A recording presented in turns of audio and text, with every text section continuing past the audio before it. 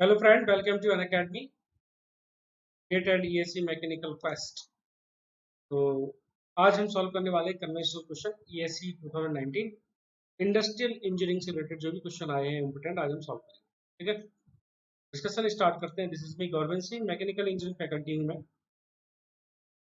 6 साल का teaching experience है for GATE ESC PSU. M Tech IIT Delhi से है 13 में। बीटेक मैकेनिकल इंजीनियरिंग 2010 में है। ईएससी रिटेन क्वालिफाइड हूँ 14-15, qualified GATE 11, 12 and 13। Download Unacademy learning app for more information. कौन सी क्लास होने वाली है, कौन सी स्पेशल क्लास होने वाली है, क्या टॉपिक है, क्या टाइम टेबल है स्पेशल क्लास का, ये सभी जानकारी आपको इस ऐप के थ्रू मिल जाएगी। Please download Unacademy learning app and take a subscription of Unacademy. क्या बेनिफिट है सब्सक्रिप्शन के? डेली लाइव क्लासेस होती है यहाँ पे। आप किसी भी एजुकेटर के साथ अपना डाउट पूछ सकते हो, इंटरेक्ट कर सकते हो, कोई भी टॉपिक डिस्कस कर सकते हो। लाइव टेस्ट एंड क्विज होते हैं यहाँ पे, तो आप टेस्ट दे सकते हो। मॉक टेस्ट होता है मंथली, वीकली, एंड क्विजेज होते हैं, मेगा क्विज, मिनी क्विज। तो आप ये सब चीज़ें देख के अपना परफॉर्मेंस चेक कर सकते हो कि आपकी तैयारी सही चल रही है या नहीं। स्ट्रक्चर कोर्सेज, तो यहाँ जो भी टॉपिक है या जो भी सिलेबस है किसी भी एग्जाम से रिलेटेड वो पूरा पढ़ाया जाता है और शेड्यूल के अकॉर्डिंग ही यहाँ पे क्लास लगती है। Unlimited access. अगर आप एक बार इसको सब्सक्राइब करते हो तो आप किसी भी फैकल्टी को पर्टिकुलर कैटेगरी में डाउनलोड वीडियो डाउनलोड कर सकते हो, उसको सुन सकते हो, उसको लाइव देख सकते हो। Current Gate and ESC subscription fees 12 month charges is 22,500 and 24 month charges 27,000।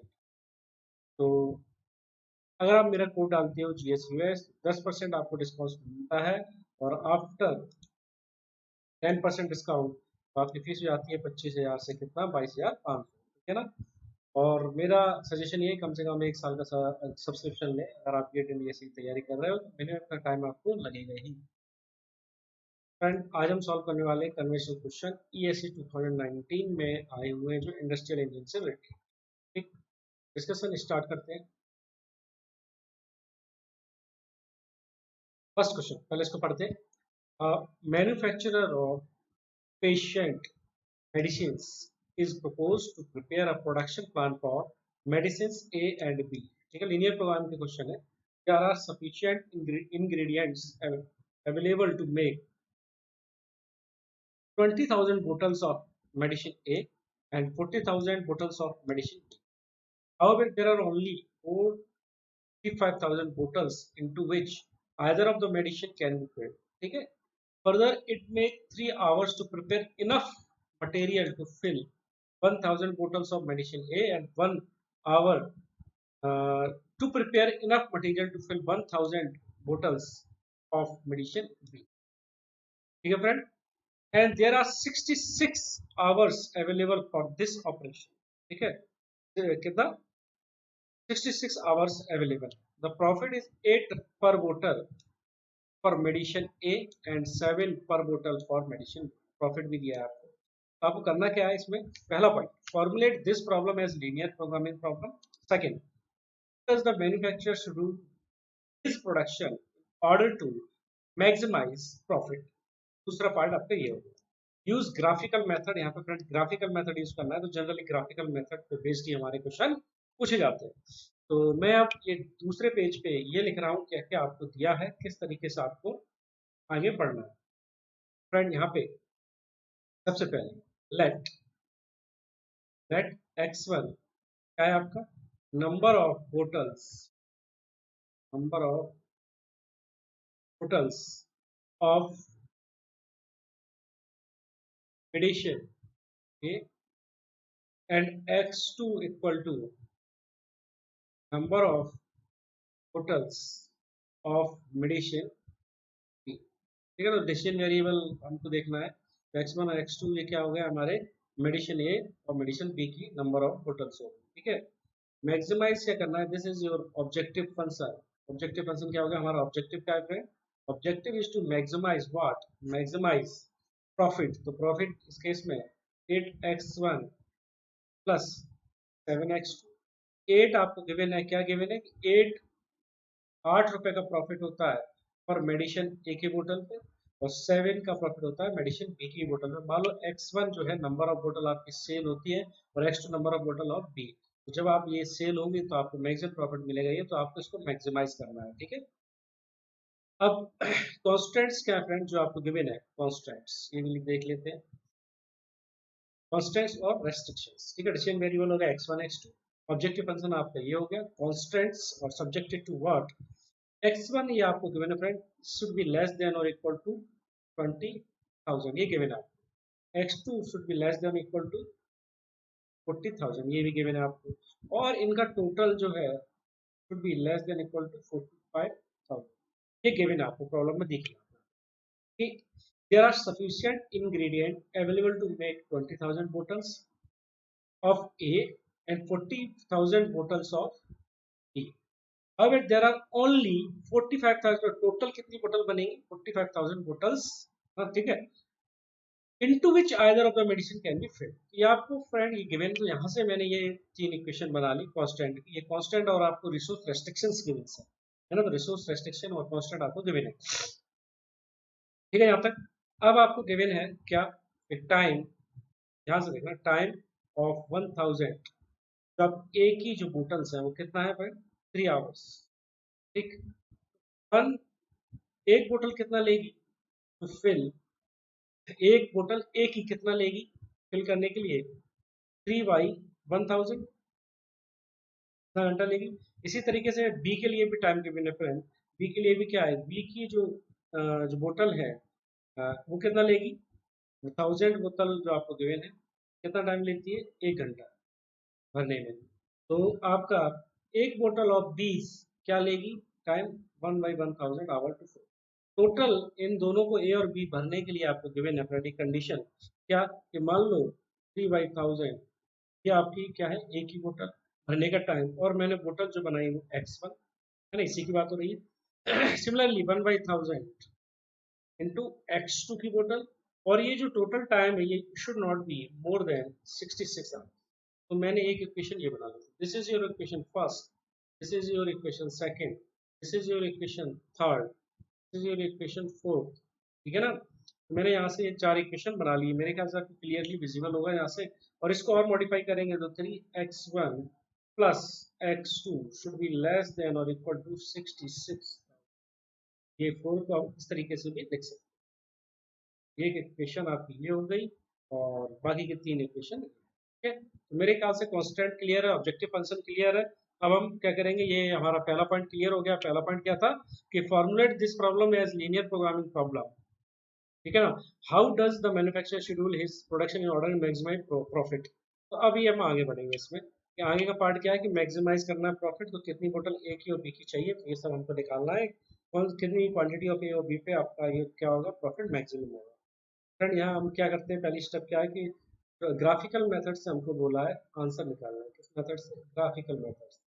Graphical method use करना, तो ग्राफिकल मेथड में सबसे पहले लीनियर प्रोग्रामिंग फॉर्म करने के लिए मैं एक बार आपको फिर से यहाँ पे क्वेश्चन लिखता हूँ। मैक्सिमाइज हमको क्या करना है फ्रेंड, जेड, जेड क्या है, 8x1 प्लस 7x2, और जो आपकी कांस्टेंट है वो क्या है, दिस इज योर कांस्टेंट, ठीक। ध्यान से देखते आइए, ये आपके कांस्टेंट गिवन है आपको 55,000, के बाद यहाँ पे आपका 3x1 plus x2 less than 6,000, के बाद x1 greater than equal to 0, ये आपकी क्वांटिटी 0 से बड़ी होगी, ये तो आपको समझ में आ ही रहा है। अब हमें क्या करना है फ्रेंड, ये जो इक्वेशन है इसको प्लॉट करना है। x1 आराम से प्लॉट हो जाएगा, x2 आराम से प्लॉट हो जाएगा। अगर हम इसको प्लॉट करेंगे तो x1 0 डालेंगे तो x2 की वैल्यू कितनी आएगी, 55,000, और x2 को 0 डालेंगे तो इसकी वैल्यू कितनी आएगी, x1 की 45,000। इस तरीके से हम कोऑर्डिनेट्स को देखते हैं, x1 यहाँ 0 डालेंगे तो x2 की वैल्यू कितनी आएगी, 66,000, ठीक है। अगर यहाँ पे x2 0 डालेंगे, x1 की वैल्यू कितनी आएगी, 22,000। इस तरीके से हमने कोऑर्डिनेट्स हम निकाल लेते हैं यहाँ पे, और ये कोऑर्डिनेट्स को हम प्लॉट करेंगे, ठीक है ना। इन कोऑर्डिनेट्स को हम क्या करेंगे, प्लॉट करेंगे ऑन द कर्व, ठीक है, ग्राफिकल मेथड में। तो प्लॉट किस तरीके से करेंगे हम देखते हैं इसको, इस तरीके से हम इस सभी इक्वेशंस को प्लॉट करेंगे।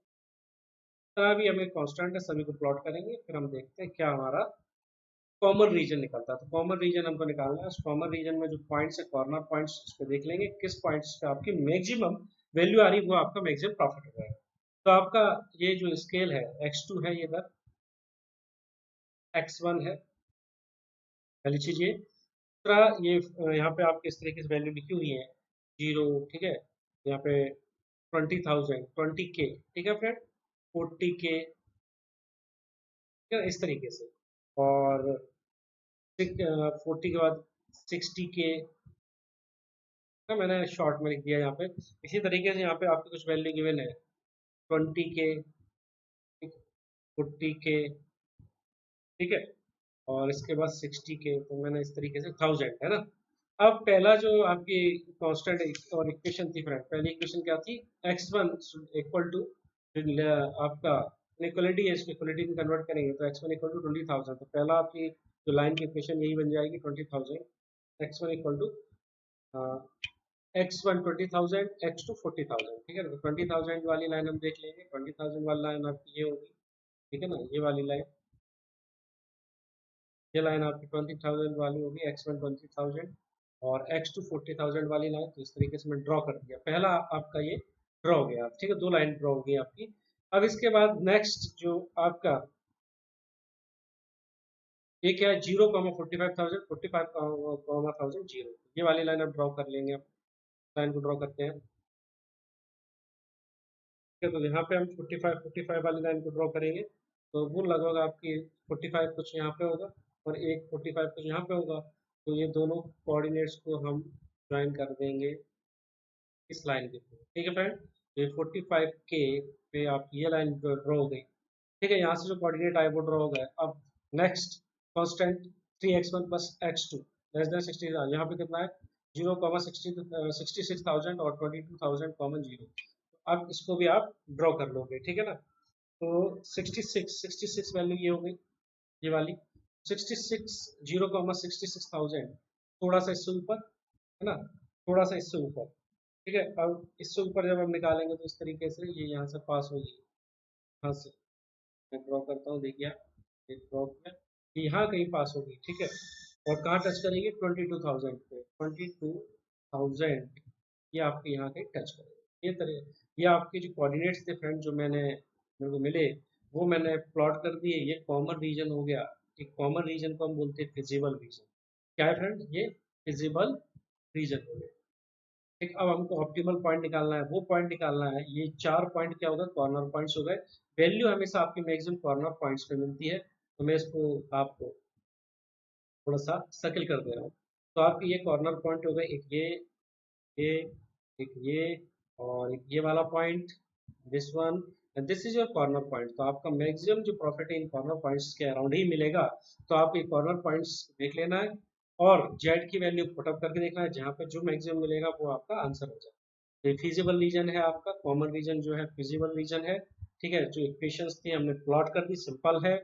अब यहाँ पे हम ये देखेंगे इस पॉइंट को, इस पॉइंट की इक्वेशन क्या है, इस पॉइंट की इक्वेशन क्या हो जाएगी, तो 0,40,000, सिंपल है ना। तो 0,40,000 हो जाएगी। तो मैं ये पॉइंट जो है ना, इनका यहाँ पे कोऑर्डिनेट्स लिख दे रहा हूँ, 0,40,000, ठीक है फ्रेंड, ये क्लियर है। इसको आप सॉल्व करोगे, इसको कैसे सॉल्व करोगे, ये जो लाइन है, दो लाइन का इंटरसेक्शन, इन लाइनों को सॉल्व करोगे तो यहाँ आपको इस पॉइंट के कोऑर्डिनेट मिलेंगे, जो कि आपके क्या होंगे, इस पॉइंट को सॉल्व करोगे तो आपको कोऑर्डिनेट आएंगे 5,000, 40,000, ठीक है।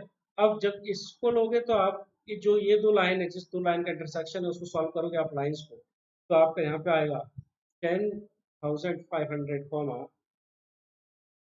दिस वैल्यू, ठीक है। अब इस पे अगर आप सॉल्व करोगे फ्रेंड, इस पे आपकी वैल्यू आएगी 20,000 कॉमा 6,000, ठीक है। यहाँ की बात करोगे आप, यहाँ इस पॉइंट की वैल्यू क्या होगी फ्रेंड, 20,000 कॉमा 0। इस तरीके से हमने पांचों पॉइंट निकाली। अब इन पे जेड, जो आपका क्या ऑब्जेक्टिव फंक्शन है, मैक्सिमाइज जेड, इस ऑब्जेक्टिव फंक्शन क्या था आपका, 8x1 प्लस 7x2। यहाँ पे सभी वैल्यू पुट अप करोगे आप पहले। ये वाला जो पॉइंट है, यहाँ से स्टार्ट करते हैं हम 0,0 से, 0,0 करोगे तो जेड की वैल्यू क्या आएगी, 0,0 पे 0, ठीक। जेड की वैल्यू आप 0,40,000 पे जब निकालोगे तो क्या आएगी, यहाँ पुट अप करोगे, इस इक्वेशन में डालोगे इस इक्वेशन डालने के बाद इसकी इक्वेशन बनेगी 2 8 1 2 3 4, ठीक है। इसी तरीके से जेड एट 5000, क्या 5000, हाँ 5000 कॉमा ये 40,000। जब आप इसको सॉल्व करोगे फ्रेंड तो यहाँ से आपका जब काउंट करोगे तो आएगा 3 2 1 2 4 0। इसी तरीके से हम आगे बढ़ेंगे। यहाँ पे आप देख लेंगे हम किसके लिए 10,500 कॉमा 34500 वैल्यू को देखेंगे। यहाँ जब आप देखोगे तो आपकी वैल्यू आई 325 और 500, ये आपके यहाँ पे वैल्यू बनेगी, ठीक है। इसके बाद आप 20,000 कॉमा 6,000 में फ्रेंड जब कैलकुलेट करोगे तो आपका आंसर आएगा राइट 2,000, ठीक है। इसी तरीके से आप जेड टू 20,000 कॉमा 0 पे अगर आप पुटअप करोगे तो आएगा 1,60,000। तो ये आपके आंसर आ गया। तो इसमें आप मैक्सिमम वैल्यू आप निकाल सकते हो। मैक्सिमम वैल्यू कहाँ मिल रही है आपको, इसके तो आपके एक्स के कितने, एक्स के जो है या ए के जो आपके मेडिसिन है वो आप 10,500 और बी का क्वांटिटी 34,500 बनाओगे तो आपको मैक्सिमम प्रॉफिट मिलेगा, जिसकी वैल्यू क्या है 3,25,500। यहाँ से ये आपका आंसर आ जाएगा, ठीक है। This is your next question. 5 jobs are processed on 3 machines। वो 3 मशीन है, 5 जॉब है। The processing time in hours is given in the table। Table में given है। Find the optimal schedule so that total elapsed time मतलब idle time है ना, wastage time, idle time is minimized। Also find the idle time on each machine, ठीक है ना। तो total elapsed time निकालना है, on is minimized मतलब टोटल जो आपका टाइम है मिनिमाइज हो जाए, और ईच मशीन का भी आपको आइडल टाइम निकालना है। ये किसका क्वेश्चन है फ्रेंड, सीक्वेंसिंग का क्वेश्चन है। सीक्वेंसिंग का 3 मशीन और या बोले एन जॉब्स ऑन 3 मशीन, इसका प्रॉब्लम है, ठीक है ना। तो इसकी थोड़ा सा हम थ्योरी पढ़ेंगे। पहला क्या है कि एन जॉब ऑन 3 मशीन का जो रूल होता है, क्या होता है, maximum p i should be less than minimum of a और सी, तभी ये सॉल्व होगा, अदरवाइज सॉल्व नहीं होगा। ये जॉनसन रूल से सॉल्व होता है। तो 3 मशीन प्रॉब्लम को हम क्या करते हैं, 2 मशीन प्रॉब्लम में कन्वर्ट करते हैं। और वो कन्वर्ट जब करेंगे जब ये कंडीशन सेटिस्फाई हो। क्या ये कंडीशन सेटिस्फाई हो रही है इसमें, हम देखते हैं। देखिए मशीन M1 पे आपका मैक्सिमम वैल्यू कितनी है फ्रेंड, 6, मैक्सिमम वैल्यू 6। यहाँ मशीन M2 पे मिनिमम वैल्यू कितनी है, 6। क्या कंडीशन सेटिस्फाई हो रही है, बिल्कुल हो रही है, ठीक है ना। तो इनकी जो मिनिमम मैक्सिमम वैल्यू इक्वल है या लेस देन है, ये देखिए यहाँ पे maximum value of B should be less than और equal to minimum of A C. यहाँ पे इक्वल है ना, maximum value of B equal है किसके, मिनिमम वैल्यू ऑफ ए के। तो आपकी कंडीशन सेटिस्फाई हो रही है, मतलब हम आगे बढ़ सकते हैं। The condition satisfy then create 2 virtual machines. इसके अगर कंडीशन सेटिस्फाई होती है तो 2 वर्चुअल मशीन हम लेंगे जी एंड एच। 2 मशीन लेंगे जिसका क्या होगा, जिसका मतलब प्रोसेसिंग टाइम कैसे निकालेंगे, 2 मशीन में कन्वर्ट कर देती है मशीन प्रॉब्लम को। तो हमने 2 मशीन ली, यहाँ पे देखते हैं। ये आपका प्रॉब्लम है, मैंने थोड़ा सा इसको यहाँ पे अच्छे से लिख दिया है। इसको मैंने कन्वर्ट कर दिया 2 मशीन प्रॉब्लम में, जी एंड एच जो कि वर्चुअल मशीन है। ये M1 प्लस M2 यहाँ लिख दिया, M1 M2 प्लस M3। ऐसा किया क्यों, क्योंकि जॉनसन्स रूल जो हमने पढ़ा है, जॉनसन्स रूल वो क्या है, 2 मशीन्स के लिए एप्लीकेबल।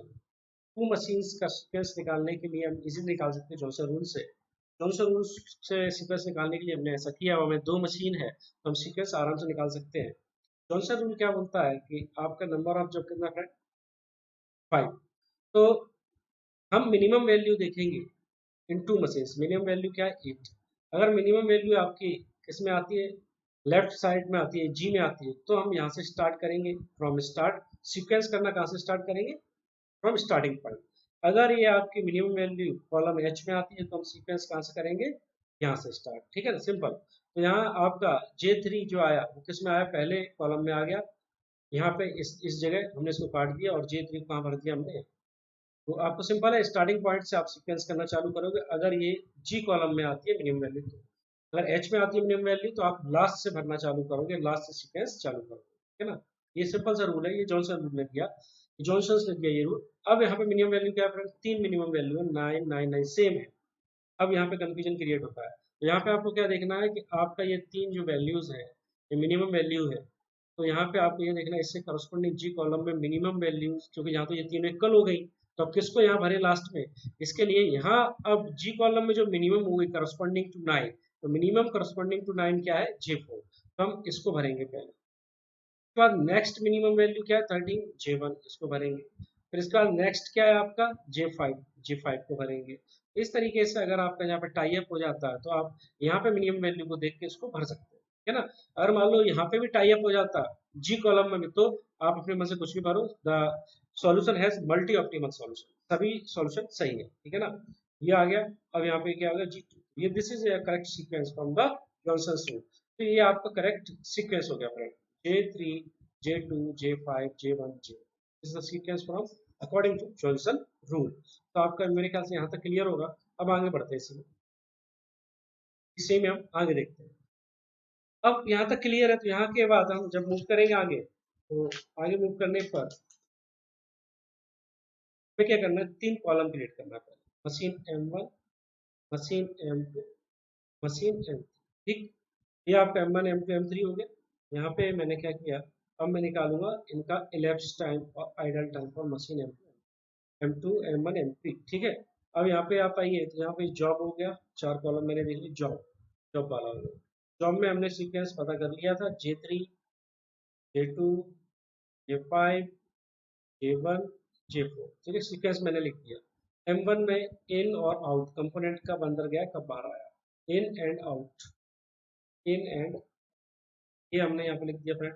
तो J1 की बात करूँ, J3 की, J3 सबसे पहले जाएगा। सीक्वेंस हमने कैसे निकाला था, जॉनसन रूल से। सीक्वेंस क्या था, ऑप्टिमल सीक्वेंस था, मतलब आपकी जॉब किस सीक्वेंस पे मशीन पे जाएंगे वो मैंने निकाला था, किसके हेल्प से, जॉनसन रूल के हेल्प से, ठीक है ना। अब हमने ये देखा कि J3 सबसे पहले जाएगा मशीन 1 पे, गया, उससे पहले कुछ था नहीं, तो ये 0 है। अब अगर हम बात करें, थोड़ा सा इस तरीके से बना देंगे, ठीक है। अब हम बात करें इन और आउट। इन ये हुआ J3, कितना जॉब M1 पे कितना टाइम ले रहा है, ये हम थोड़ा सा यहाँ से देखना पड़ेगा हमको कि J3 M1 में कितना टाइम ले रहा है, 6। हमने यहाँ पे क्या किया, 0 आउट किया हुआ है, 6 आवर्स या मिनट जो भी है, यूनिट। इस तरीके से M2 पे देखेंगे, M2 पे कब जाएगा जॉब, J3 जब M1 में प्रोसेसिंग खत्म हो जाएगी। M1 में प्रोसेसिंग कब खत्म हो रही है, आफ्टर 6 आवर। तो 6 यहाँ पे लिखा, आउट कब होगा, उसके लिए हमको यहाँ पे देखना पड़ेगा कि M2 पे टाइम कितना लग रहा है, 2, 2 लग रहा है, तो 6 + 2 8 तरीके से हम आगे बढ़ेंगे। अब यहाँ पे M3 पे कब जाएगा आपका जॉब J3 फ्रेंड, जब आपकी M1 और M2 मशीनिंग कंप्लीट हो जाएगी। यहाँ पे M1 M2 कब होता है, 8 आवर्स बाद। तो 8 आवर्स में ये यहाँ पे गया 8 घंटे बाद M3 पे J3। अब यहाँ पे कितना रुकेगा, ये यहाँ पे रुकेगा 8 आवर्स, इसकी प्रोसेसिंग टाइम ये 16। इसी तरीके से हम सभी कॉलम को भर लेंगे, और भरने के बाद जो भी आंसर आएगा वो हम देख लेते हैं। यहाँ पे J2 के लिए मैं यहाँ पे भर दे रहा हूँ, आप थोड़ा सा इसको करके देखना। 3, 16, 22, है ना। उसके बाद 22, 31, ठीक है। उसका 16, 27 और 27, 31, 31, 36। अगर आपको इसको थोड़ा डिटेल थ्योरी चाहिए तो आप सीक्वेंसिंग वाला लेक्चर मेरा यूट्यूब पे सुन सकते हैं, वहाँ पे मैंने इसको डेप्थ में बताया हुआ है। 35, 40, 40, 40, ठीक है। इसके बाद यहाँ पे J4 के लिए बात करें फ्रेंड, तो 35, 52, then 42, 55, 55 and 50। Friend 51 is your makespan time, ठीक है। अब हमको हर मशीन्स के लिए क्या निकालना है, idle time. Idol time for machine 1, इसको कैसे निकालेंगे फ्रेंड, देखते हैं हम। तो सबसे पहले 51 में आवर बाद आवर तक आपकी प्रोसेसिंग चली, लेकिन जो M1 कब स्टॉप हो गई, M1 मशीन 42 आवर्स बाद। तो यहाँ पे 51 और 51 माइनस 42, पहले तो इतने घंटे इसको आइडल रहना पड़ा, तो पहला तो यही हो जाएगा आपका। ये कितना हुआ, 9 आवर्स, ये तो 9 आवर्स हुआ, प्लस यहाँ पे देखिए 0 to 6, 6 आवर्स बाद J3 6 आवर्स में कंप्यूटर के बाहर गया। इसका नेक्स्ट कौन आ गया, J2 16 आवर्स में बाहर गया, फिर इसका नेक्स्ट J5। इसी तरीके से आते गए, मतलब यहाँ पे कोई भी आपका एक्स्ट्रा आइडल टाइम नहीं है। पहले के लिए जो आइडल टाइम है क्या हो जाएगा, 9 hours. Similarly idle time for machine B, friend machine B के लिए भी लिखेंगे, या 2 मशीन के लिए। यहाँ पे आपका 6 मिनट, तो ये 6 आवर इसको शुरुआत में वेट करना पड़ेगा, तो 6 इसके बाद 8, जो J3 है 8 आवर्स में बाहर निकल गया, लेकिन इसको जो J2 है वो कब आया, आफ्टर 16 आवर। तो यहाँ पे 8 घंटे यहाँ पे वेट किया इसने, ठीक है। इसके बाद 22 और 27 5 आवर फिर यहाँ पे वेस्ट किया, फिर यहाँ पे 4, इसके बाद 2, इसके बाद आपका 6, ये आपका टोटल जो होगा वो क्या है, idol time for machine second, जो कि आपका कितना होगा 31 आवर। सिमिलरली फॉर M3 के बाद के लिए बात करेंगे फ्रेंड, तो M3 के लिए क्या हो जाएगा, यहीं पे हम लिख देते हैं कहीं पे M3 के लिए अगर आप काउंट करोगे तो M3 के लिए जब देखोगे तो ये आएगा 8 + 6 + 4 + 1, ये आप जब टोटल करोगे तो आएगा 19 आवर्स। ये आपका क्या होगा, सॉल्यूशन होगा। ये आपका आइडल टाइम आ गया for machine M1 M2 M3, और आपको फाइनल आंसर मिल गया, मेक स्पेंड टाइम मिल गया, तो this is the final answer. ठीक, एंड आई थिंक आपको क्लियर होगा। तो इंडस्ट्रियल इंजीनियरिंग में जो भी 2019 में मेंस में क्वेश्चन आए थे वो हमने देखे, और भी एक दो क्वेश्चन बचे हुए, वो उतने इंपॉर्टेंट नहीं है। Thank you very much for listening me.